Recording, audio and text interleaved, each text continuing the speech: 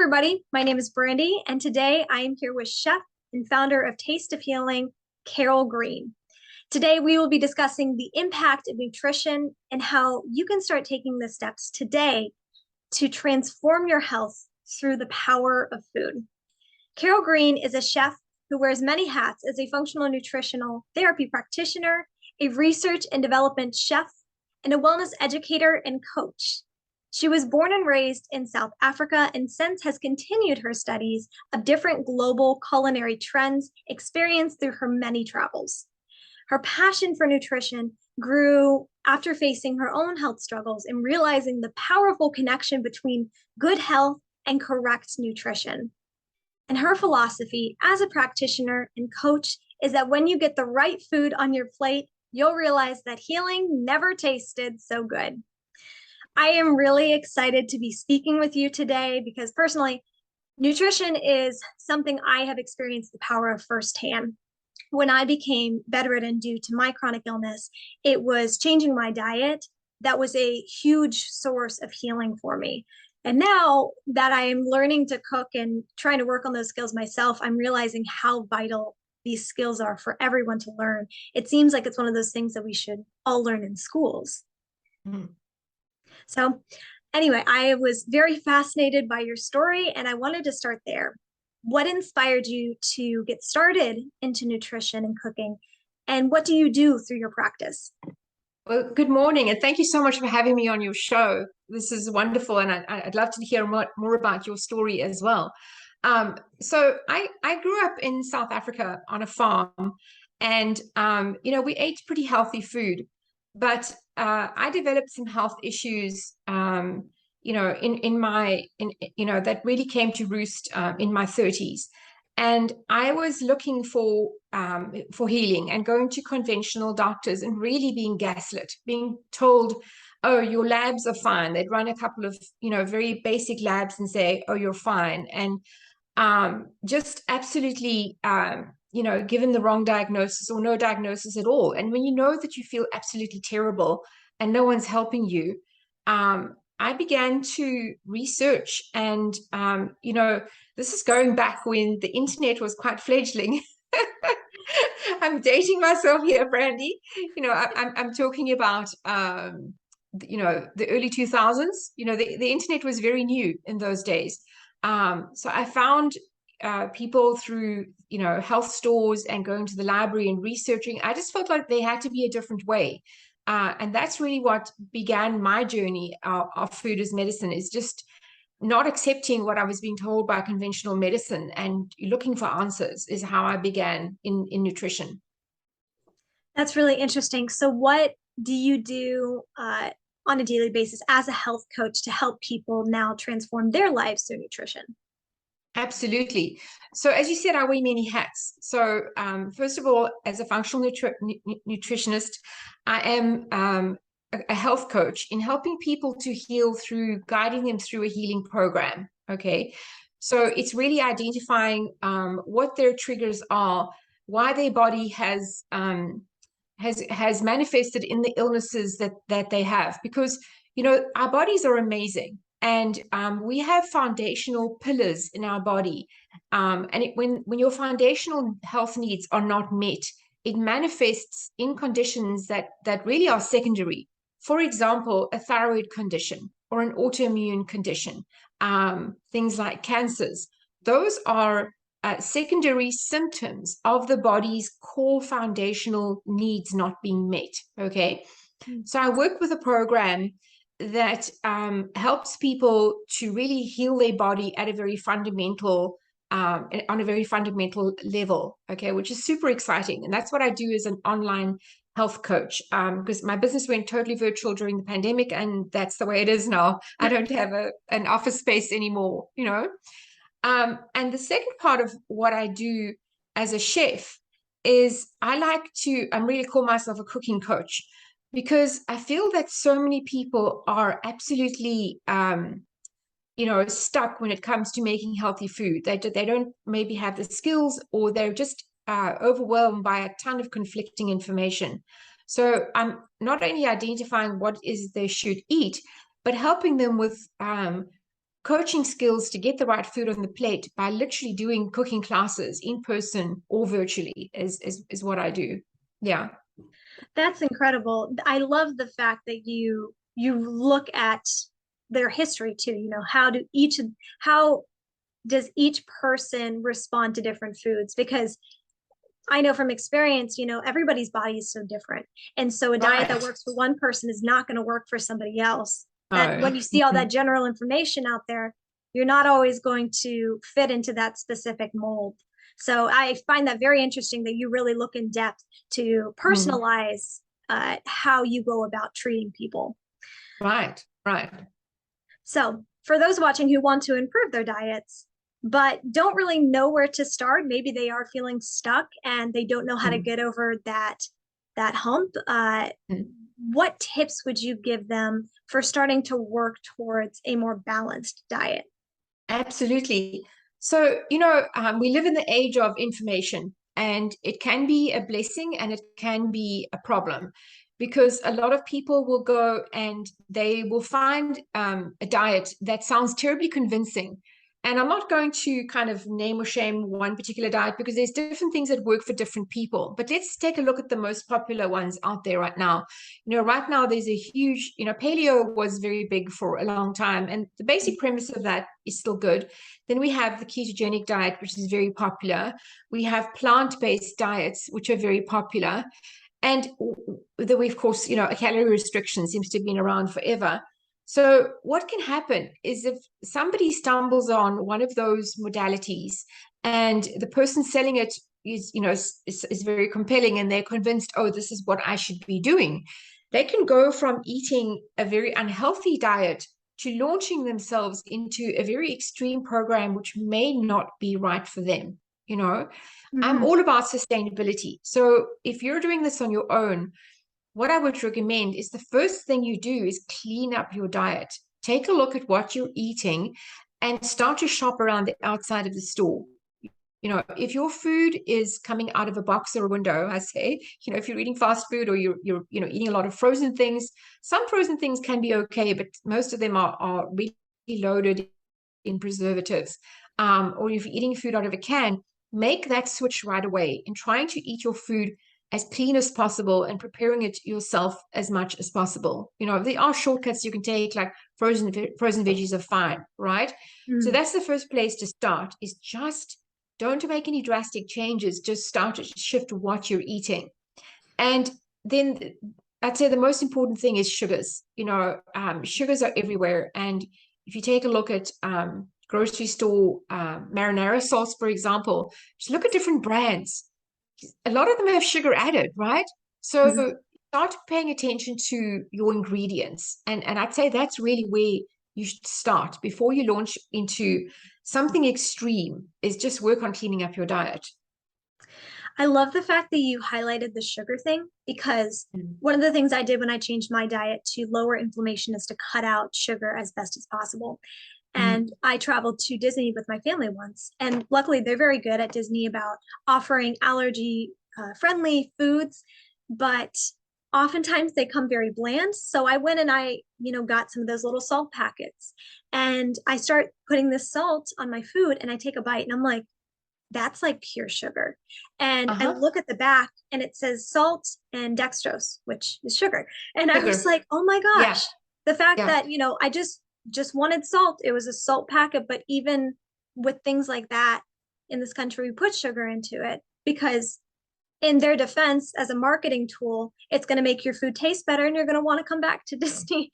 And Right. so, but Right. it just shocked me how much we hide sugar in so many foods.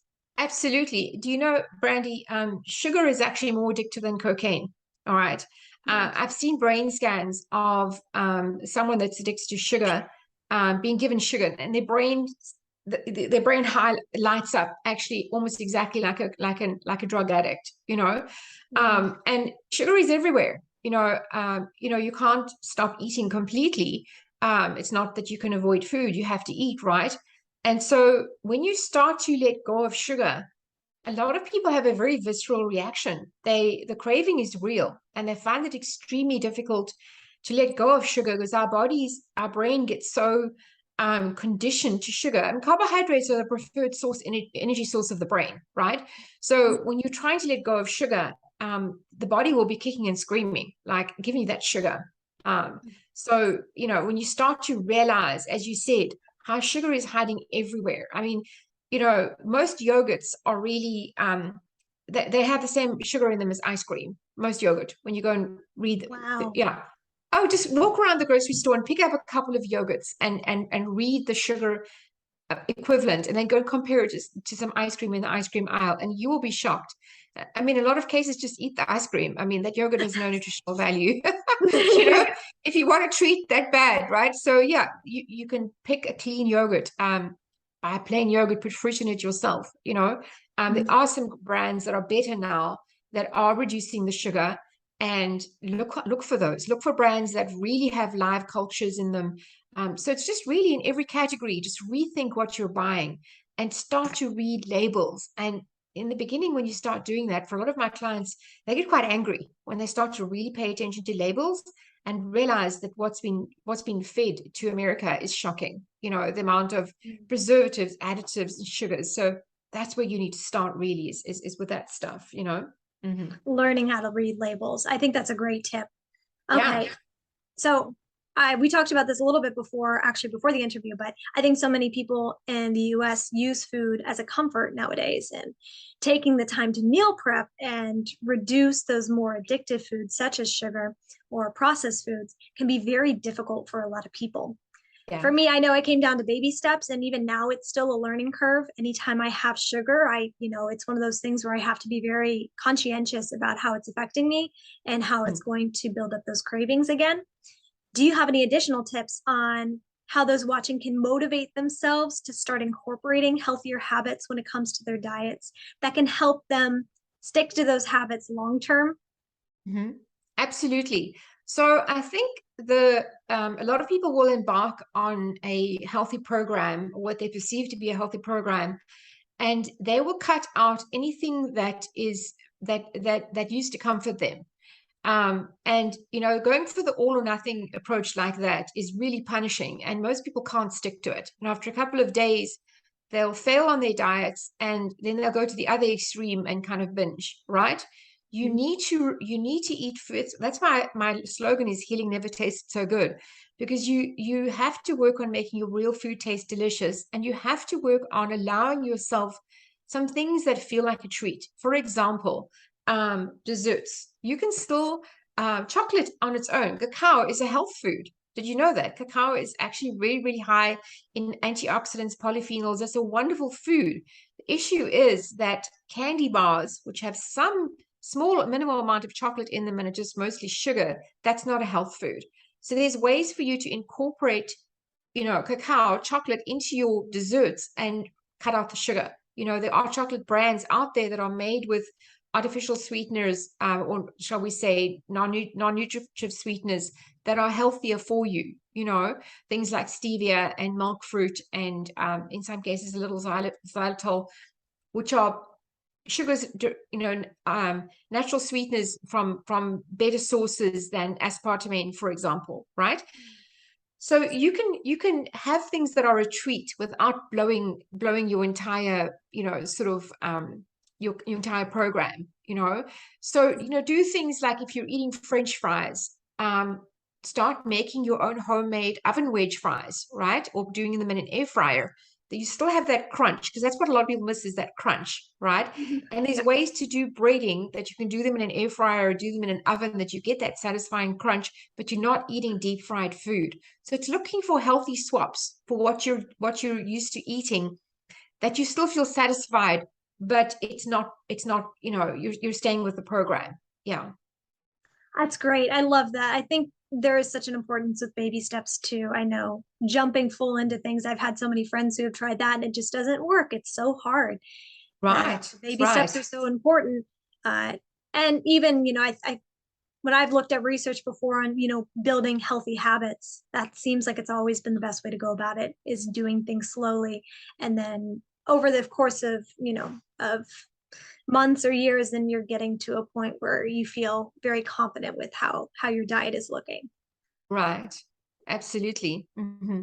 Okay, so what types of food should we prioritize eating, and what food should we try to limit? Okay. So it's very interesting to me when I ask a client to keep a food journal, because when I start working with a new client, one of the key things is to have them record everything they're eating for at least a week. And I tell them not to change anything. I'm looking for where their food cravings are, what their habits are. And when I see that, then I know where to start. Okay. And when they start talking about their meals, most people will tell me about the protein first. And they'll say, I had chicken with some fries and a little salad, or I had salmon with stir fry, right? They're always telling me about the protein and then the carbohydrate. And the last thing they're adding on is the vegetable. Like it's a little accessory, right? So one of the things that I work on is encouraging my clients to eat more produce. And I'm very nervous about saying the word plant-based because a lot of people get very confused about what plant-based really is. Okay. When I'm talking about plant-based, I'm not talking about eating burgers that have been made out of plant-based materials and highly processed item. I'm talking about incorporating fresh fruits and vegetables into your diet. That is one of the key things that I try to encourage for my clients to do. That one of the main things, Brandy, is as a nation, we do not get enough fiber in our diets. And fiber is absolutely key to keeping your digestive tract healthy, to helping the body to move out toxins. Okay, very key to helping the body to move out toxins. And of course, when you eat fiber, you feel satiated for longer. You can last longer when you're eating fiber. So Interesting. as part of that balanced diet, that's a key thing that I encourage my clients to do, is to increase the volume. Fruits to a degree, I mean, fruits contain fruit sugars, which in excess are not great for you, but eat 2 to 3 pieces of, depending on your diet, of course, 2 to 3 pieces of fresh, unprocessed fruit in your diet a day, and then get those leafy greens in there. Okay, get those starchy vegetables, which are going to keep you provide fuel to keep you going longer, like sweet potatoes and wonderful root vegetables like parsnips and rutabaga. Work those in. So that's a really big thing for me, is eat your veggies. Incorporate more veggies into your program. Mm-hmm. Okay, very interesting. Okay, so let's imagine that we were walking through a grocery store together. What types of food would you encourage me to put into my basket? I've heard before that grocery stores are designed to have the healthiest choices around the outside and the unhealthiest choices on the inside. Uh, is there any products that we would avoid trying to purchase while we're in the grocery store together based off of the ingredients, packaging, and where would you head with me in the grocery store to make sure I am getting the best possible foods in my basket? You're absolutely right. So if I was walking into the grocery store without a grocery list and without a menu or a meal planned out, and I wanted to make food for a week, the first thing that I would do is I would head over to the meat and the seafood department. Okay. And I always look for what's on sale, what's on a deal. Very often you'll find chicken that's marked down, and it's absolutely, they want to move it fast because it's nearing the expiration date. But if you take it home and cook it that same day, or at the most the next day, or freeze it right away, there is nothing wrong with the integrity of that produce. It's absolutely fine. So with the way that grocery store prices are nowadays, is look for the deal. Okay. So the other thing that I teach my clients is to always buy a whole, as far as possible, buy a whole chicken, as opposed to buying chicken cut up. Do a little exercise for me. Go and look at an organic chicken in the average grocery store. All right. You're going to be paying around $5 a pound for organic chicken right now. And if you look at the chicken components cut up, organic chicken breast can be up to $12.99 a pound. Wow. Yes, yes. So if you had to add up the components of that, chicken that you're buying cut up, you're paying at least 2 to 3 times the amount of what you would buy for one whole chicken. All right. So if you don't need to use it right away, learn to cut it up and freeze it in different sections. So choose your protein. So let's say this week you're buying a whole chicken. maybe you're buying a pound of ground beef, or maybe you're buying a little fish. All right. And frozen fish is fine. If it's flash frozen, that's fine. What you may not realize when you look at the seafood counter is that a lot of the seafood you see in front of you arrived frozen and they thawed it out, right? So Oh, okay. yeah, yeah. So if you want, the freshest fish, ask them, did it arrive frozen? If they say yes, ask them to give you a frozen piece out the back and thaw it out yourself. That's how you'll know it's really fresh. All right. So now that we've picked our protein, then we go over to produce. And one of the things I teach my clients to do and I adopted this years ago. I used to be a chef on luxury yachts, so I would have to provision for weeks at a time. And what I would do is I would shop in categories. So the first thing that I'm going to do is I'm going to look for my root vegetables. What root vegetables am I going to have this week? So potatoes, sweet potatoes. Sometimes you can get white sweet potatoes, which are absolutely wonderful. You've got beets, you've got carrots, you've got parsnips, rutabaga, turnips. Those are all your root category. And then you've got your squashes. Now that winter's coming in, we have a wonderful array. And some are great low carb options like acorn squash or spaghetti squash, maybe butternut squash. So I would pick, maybe 2 or 3 options from that. And those are your starchy carbohydrates, which are filling in for eating pasta or a lot of rice. I'm not saying that you can't have some of that, but those are great options to switch out for carbohydrates like pasta or rice and give you great fiber and give you great nutrition at the same time. Okay. And then pick your leafy greens. Are you going to make salad? So just pick enough salad for, say, a couple of servings. Pick some greens like broccoli, or maybe you want asparagus this week, right? So now you've got your protein and you've got your veggies. And guess what? You're 80% there. You've picked out 80% of your meal planning is done out of those 2 departments. That's what I want to see. All right. Those 2 departments, you picked up most of your diet for the week. And then, do you need eggs? So we go over to dairy. I personally, I don't eat a lot of dairy. It doesn't agree with me that well, but dairy, I think should, if you're not lactose intolerant, it's fine to have, but it should be in sort of moderated quantities. Okay. So pick out your butter or your eggs, some cheese, that sort of thing. And then the inside of the grocery store, what are we picking out? We're picking out pantry staples. All right. If you're having rice in your menu, if you're doing some pasta, we eat gluten-free in my household, so I do buy some of that.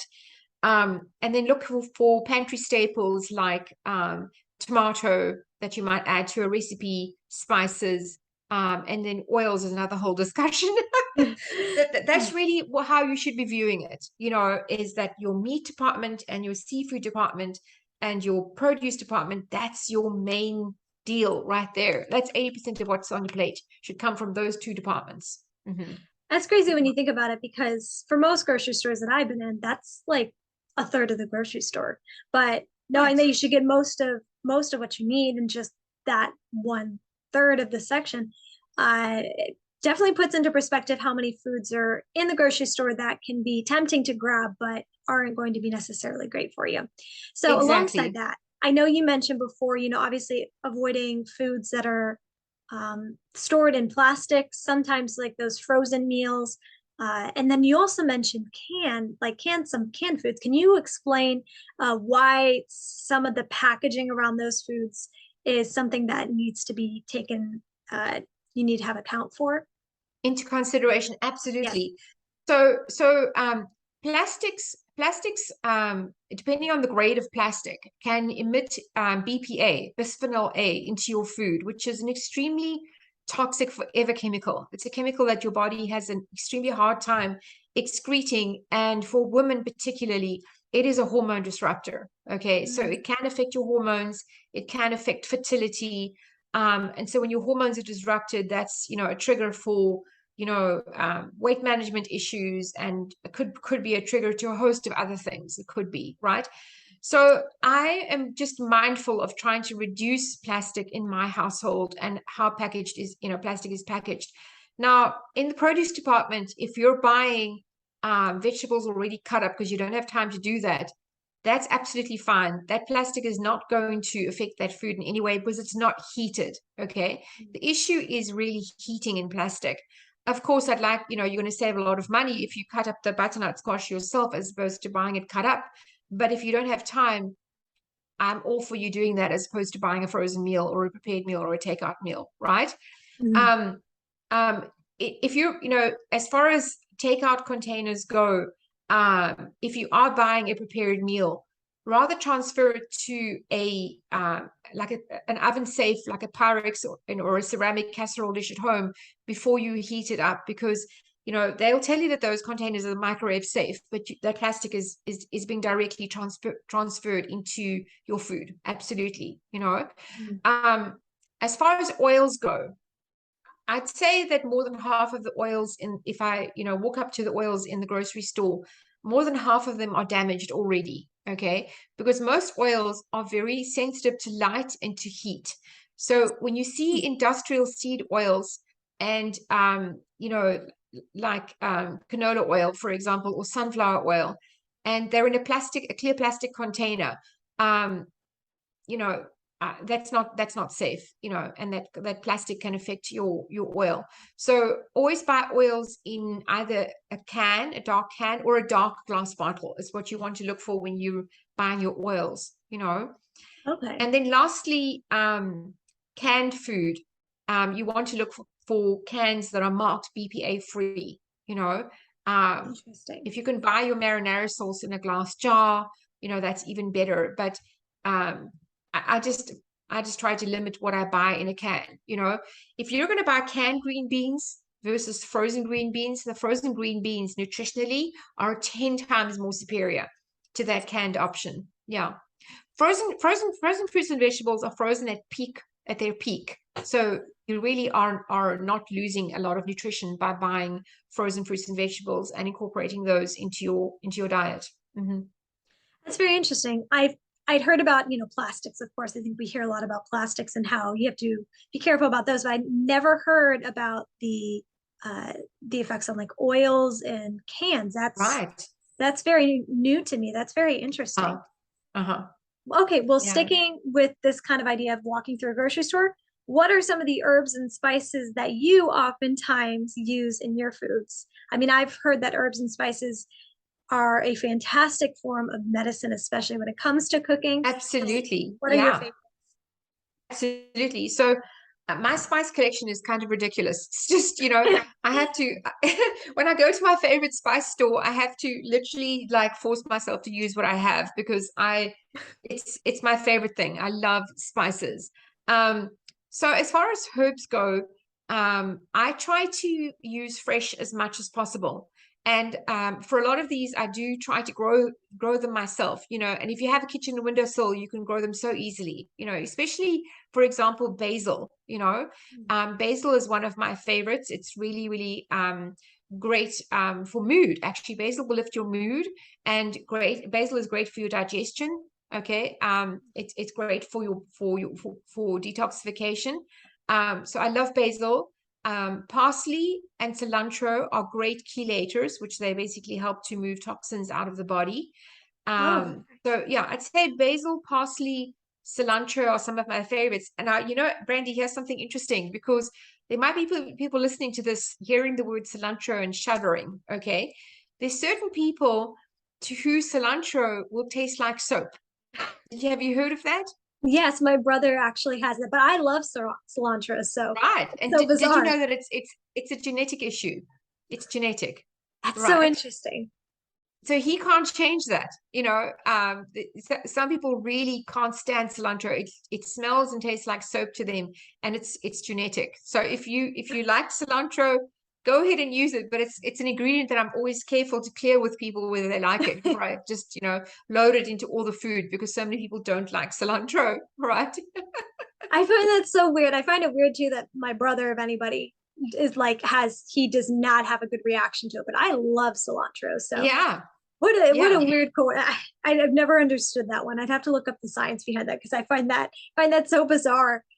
Yes, Anyway, it's a genetic variant. And then my favorite winter herb is rosemary. And of course, I use rosemary year round, but it just seems to lend itself so well to winter roasts. Like if you're doing a roast chicken or a roast beef with vegetables, rosemary is just a wonderful herb to add. And rosemary actually is really, really great for the brain. Rosemary can actually improve cognitive function and mood. Did you know that? Yeah. no, I don't think I did. Right. And a rosemary bush planted in the ground or in a pot, on your patio, it's really great to ward off insects and bugs. So, and it's Mm, extremely hardy. A rosemary bush will survive the snow and it'll be fine again the next year. Yeah. Yeah. that is so interesting. Mhm. Okay, so we kind of talked about this already, but are there any other common misconceptions about food that you often hear? Absolutely. I'd say the number one misconception that I hear is that fat is bad for you. All right. Unfortunately, we are still stuck in the dogma from the 80s of low fat everything, right? So, it was a campaign. It was a campaign by the USDA in the 80s that fat is bad for you and that fat free was okay. And that was really where this explosion of fat free everything happened. I remember before I moved to the US, coming over here on a trip and going to the grocery store, and I had never seen ingredients like I was baffled, that fat-free was everything. Fat-free banners and advertising on everything. Fat-free sour cream. I mean, what is that? Cream is fat. When you look at the ingredients, it's a bunch of chemicals. If you're going to take away the fat, you have to make up for it with a bunch of like waxy substances and emulsifiers to fill in that gap, right? Yeah. So, I was just seeing fat-free everything. And so people were eating fat-free everything and restricting calories. And as a nation, we came out of that decade fatter than ever. All right. So the right fats are absolutely key to how your body functions, to how you function at cellular level. Now, we are made up of trillions of cells, all right? And the cell, the mitochondria in the cell, and the health of the cell is everything as to how your body is going to recover. And unfortunately, for so many people, the cell is damaged, all right? And it's Mm. that's why they just can't get well, all right? So around the outside of the cell, Brandy, is called the phospholipid bilayer. There's your clue, lipid, fat, right? And Mm. it's really like packed together, tightly packed together bubbles, if it were, as it were, like strands of pulls. And that is what every single cell is made up of. And what has to happen is that your nutrition has to pass into the cell, and then the little factory inside there, which is the mitochondria, will turn that into the energy, which is what the fuel that we actually run on. Okay. Now, when you're eating an extreme fat-free diet and your body's not getting the right fats to repair itself at cellular level, or even worse, you're eating damaged fats, what happens is that phospholipid bilayer is getting damaged, and at cellular level, we're not functioning right. Okay. So, first of all, people think that fat is bad for you, and then they're eating a lot of extremely damaged fats. If you're eating food entirely out of a takeout, out of frozen food, or out of a restaurant, you're not getting the right fats in your diet, because restaurants will all use inferior fats, like cheap. I call them industrial seed oils. We're talking about canola oil, sunflower oil, cottonseed oil. Those are sort of oils that they're mostly using. They may use a dash of olive oil, but it's really not the main thing.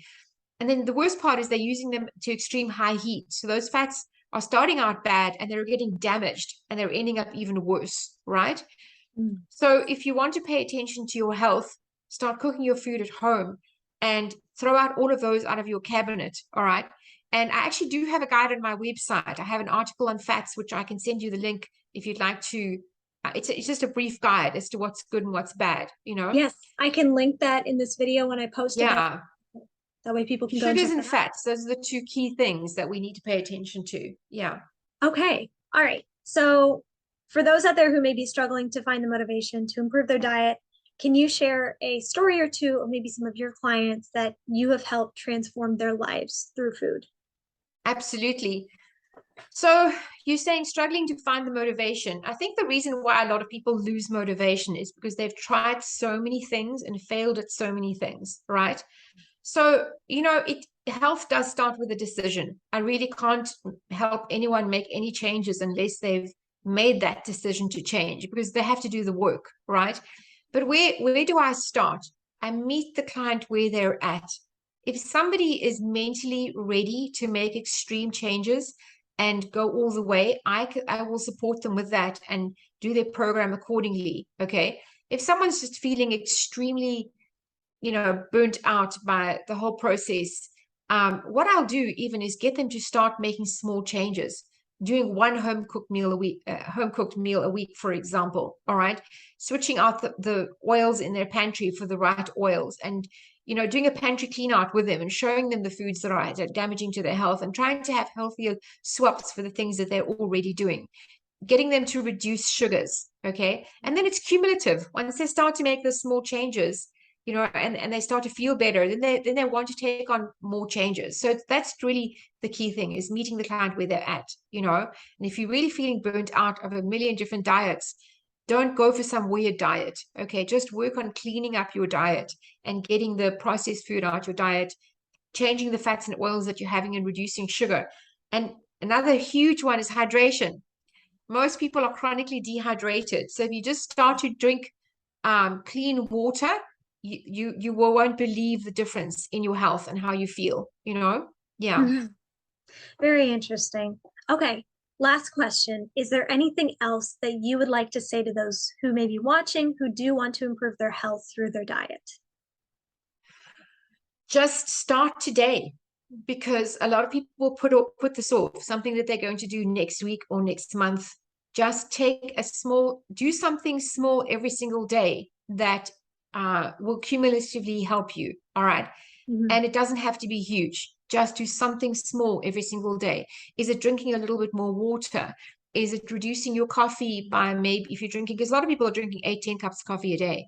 Just if if you reduce your coffee by a couple of cups a day, if you're drinking a lot of sodas, if you cut down on the sodas, right? Just do something small every single day, and cumulatively those things add up. And when you're ready to jump in and make a major change, you're already on the path, and you don't feel deprived. Yeah. Thank Just you. begin. I think that's a wonderful way to wrap this up. Thank you so much for sitting with me today and going through this whole interview. I know I've learned a lot of information just by listening to you. So if you would love to learn more about Carol Green, you can find her at tasteofhealing.com or on TikTok and Instagram at Taste of Healing. And before this interview, we were talking together because she also offers online cooking classes. So I wanted to give her the opportunity to talk a little bit more about those real quick. Thank you so much, Brandy.